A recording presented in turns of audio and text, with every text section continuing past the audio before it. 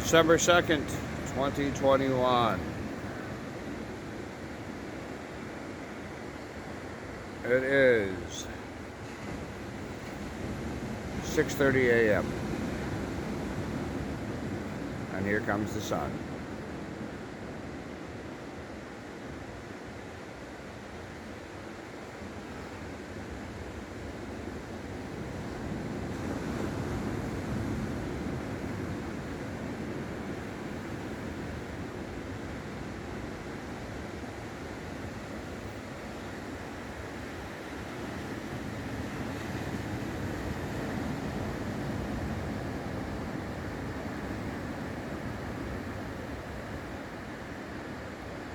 So last night I go for pizza and I'm sitting at this little cafe right on the street. It's packed. I made a video of the nice pizza. And I filmed people passing by. And I was talking about the fact that they weren't wearing anything on their face. I don't want to say the M-A-S-K-S word. I don't want to say the C word. That is C-O-V-I-D. I don't want to say that because they'll ban this video too. But what I was doing is I was describing the scene.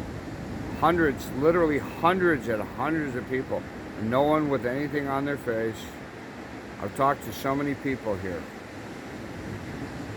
And nobody has taken any things into their bodies. I don't want to say the J word, J-A-B. I don't want to say the actual word. This will be picked up by the YouTube Nazis. Anyway, and I described the scene, and I said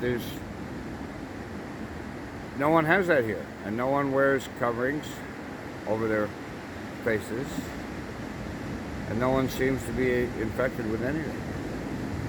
I go, can you imagine? How is that possible? So YouTube then emailed me, pulled my video, sent me a big nasty email saying that I violated basically the New World Order Information Act.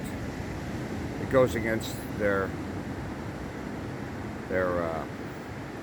medical information from the World Health Organization, and